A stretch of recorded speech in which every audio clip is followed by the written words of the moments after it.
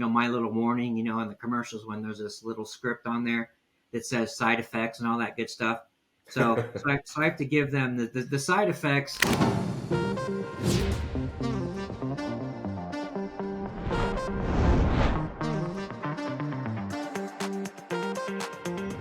Hello, everyone, and thank you for joining us again. This is the Fractional Executive Podcast. I am your host, Ryan Kauth.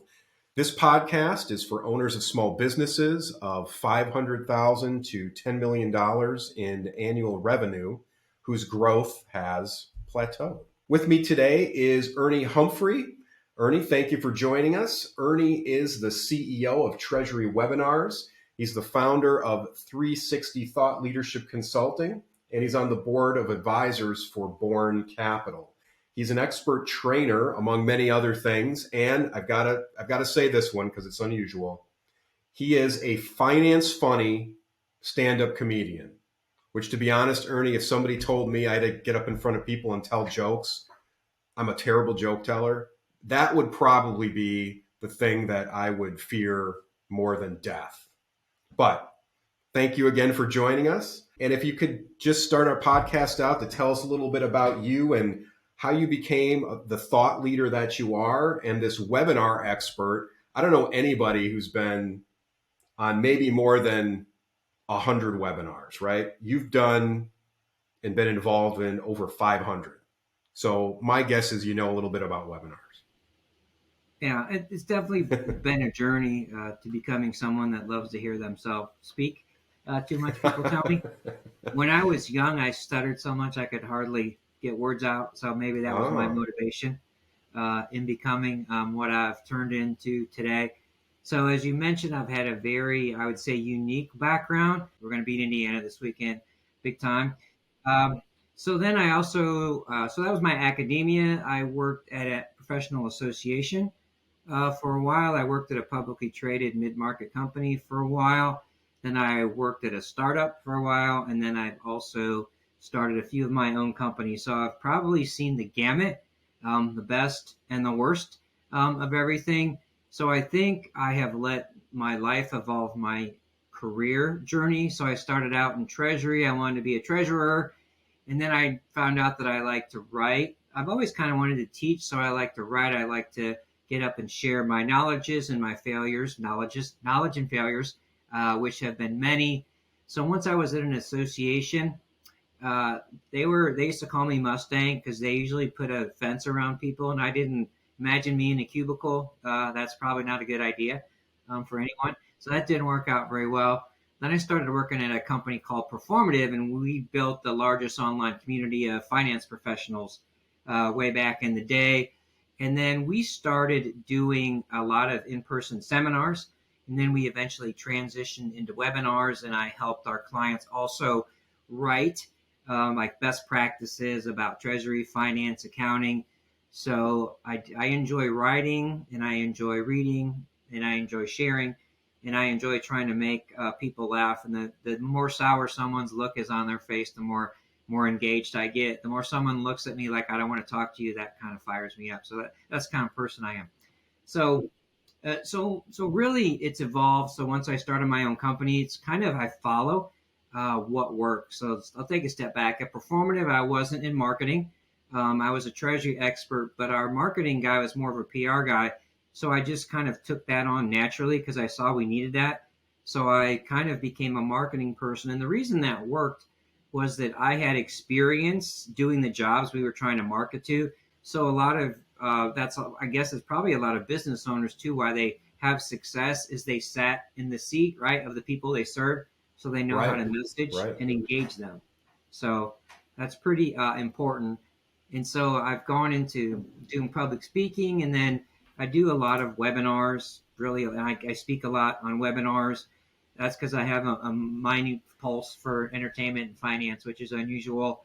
So that's really been my webinars business. But then I've had to pivot a little bit because everyone does webinars, right? So I've had to redefine my revenue channels, more doing surveys and finding other ways to add value in terms of thought leadership, marketing strategy. So I've always had to come up with new ways to drive my revenue. So I always have even though I have the same businesses, I have as many oars in the water as possible.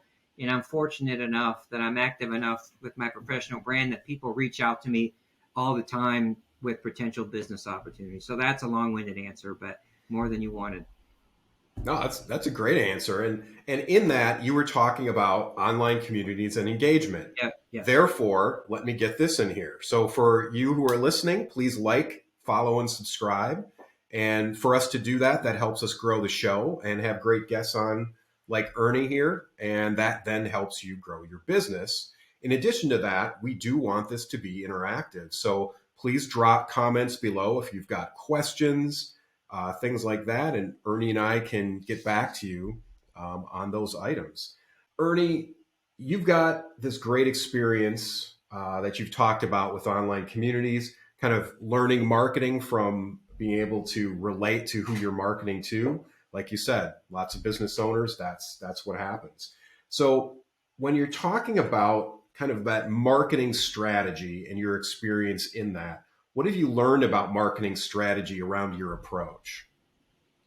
I think one of the things that I'll say, it's become a word. There's a word called thought leadership, and I think I started doing that many years before that became a term.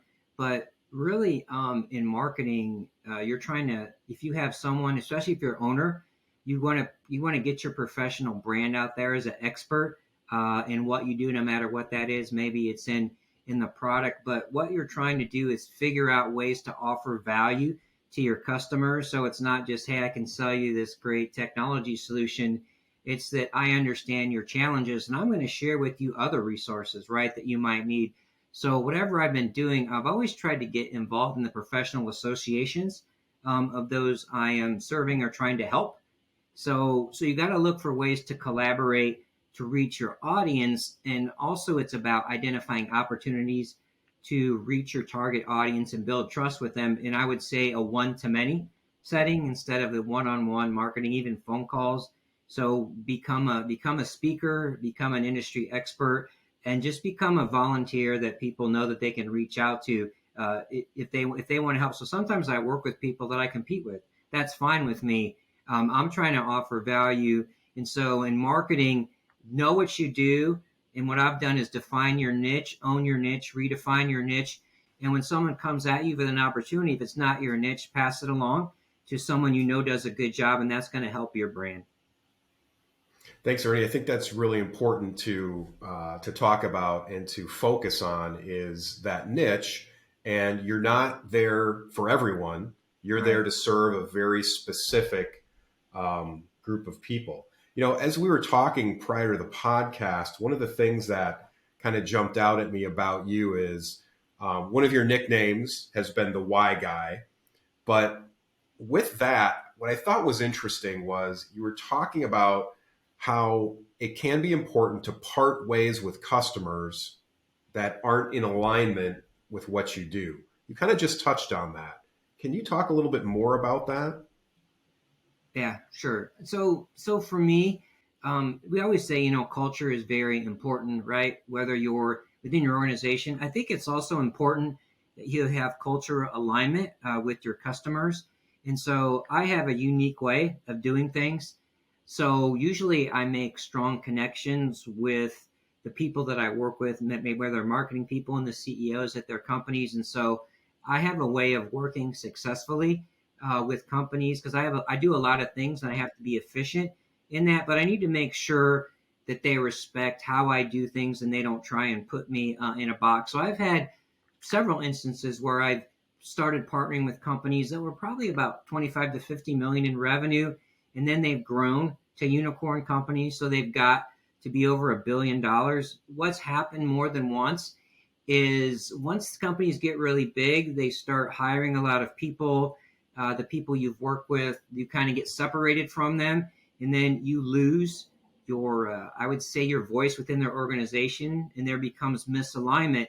And so it becomes difficult for me to work with companies the larger they get. So I have to make the tough decision of deciding to part ways with them because it's not beneficial to me, and I don't have very much of a filter. We'll talk about that later. Being a human being all the time, I have a hard time hiding my frustration sometimes. And so when your culture, your objectives, your efficiency go out of line with your customers, you shouldn't be afraid to part ways. And I've done it. A few times I've parted ways with my largest customers, which is scary, but I've been fortunate enough that I've had people on the bench who've wanted to work with me and who I've wanted to work with. And I've been able to actually replace my biggest customers and get deals with kind of the people that took their slot in with even multiples bigger deals. So it takes a lot of courage, and you should have things backed up. But you deserve to be happy in your life, and if you've had success with a customer, there's a reason for it. If they are putting barriers to what made you successful, then it's time for you to part ways and have a better ROI from your time. Yeah, I mean, I think that's a really good point, Ernie, because a lot of us will not want to part ways with our largest customer because we'll have anxiety over that, even if we have folks kind of on the bench that we could work with. But I think what you said is really important. You've been successful for a reason. More than likely, you're going to keep being successful, right? Right. Yeah. Fantastic. Again, this is an interactive podcast. We want to make sure that you as listeners can get your questions answered. So please drop comments below for Ernie and myself. And again, please like, follow, and subscribe to the podcast. That way we can grow the show and help you grow your business. And that way you can get your business off that terrible no growth plateau that you're currently stuck on right now. Ernie, the other thing that really stood out to me as we were talking before the podcast was how you are very adamant about you being the same guy 24/7. And I think that probably has come from experiences that you've had, your own personal development as a founder, and as an executive working with other companies. Can you talk a little bit about that, being the same guy 24/7? Probably even within the last 5 years, it's a good thing that's become more acceptable. So I would say I'm getting a little longer in the tooth, but I'd say it's certainly like 20 years ago. I think people were expected to have a business switch when they're in the office, when they're dealing with people, when they're talking to their employees. And so, for example, if you have to part ways with an employee, you're supposed to act a certain way. You can't show emotion. If something bothers you that somebody does, you're not supposed to mention it to them. You're not supposed to become friends with your employees and your coworkers. It's almost as if you're expected, like I said, to have a switch. And so I have been terminated more than once because I got to the point where I let somebody make me turn the switch on. And when they pushed it too far for me to be a business person, and there was issues with an employee, and I saw they weren't being treated fairly, I think my filter got a little bit too open. So to me, that's what it means. And if you're ever in a business or a situation where you're not allowed to be a human being, I would sincerely hope that you value your time enough to find a way to back out of that situation and be who you are, because that's not a mentally healthy environment for anyone. Yeah, I mean, I think you bring up a really good point, Ernie, because as you were talking about culture alignment with your customers, which is probably not the first thing you think of, there's certainly culture alignment with who you hire, right? And from that standpoint, if you're trying to build a culture based on your values that your company is built on, it's your company, they're your values. That's something that really does make a lot of sense. You're the same person at the office as you are at home, as you are in the community. Yeah, I kind of want to add in there because you were making me think. When I have initial calls with potential clients, I kind of give them, my little warning, in the commercials when there's this little script on there that says side effects and all that good stuff. So I have to give them the side effects are that I'm probably going to be a little bit aggressive with you because I really care about what I do. I'm probably going to say something that you think should have been filtered out. I'm going to give you 110%, and that's the way that I am. And I say, I will walk in traffic for you, but don't ask me to do it. And so I like to make sure that I'm on the same page, right? And then if there's issues, I can say, okay, I understand we have bad days. We had this conversation, right? I am who I am to a certain extent. I try and learn and listen, but this is the way that I operate. And if you can work with me, you're going to be very happy. If you want to engage me and you don't work that way, I'm not gonna hold back from you on the way that I feel if you ask me. Good. Thanks, Ernie. And again, if you're hearing something that Ernie's talking about, and that's a challenge for you, please drop some comments below, and so we can interact that way. So, Ernie, again, thank you so much for joining us today. I really valued what you had to say. You've given the audience a lot of really good nuggets.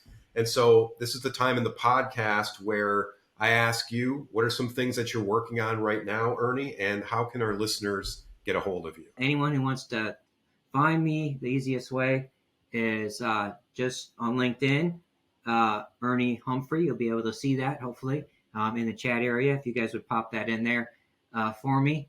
If you want to see what's going on in terms of my webinars, which are focused on the Office of the CFO, but also focused on professional development, one word, treasurywebinars.com. And it was a pleasure to be on your podcast today, and I appreciate the opportunity. Ernie, again, thank you so much for joining us today. We really valued what you had to say. You had a lot of nuggets, and I appreciate that. For the listeners, please like, follow, and subscribe so that we can grow the show. We can have more great guests on like Ernie, and that will then allow you to grow your businesses.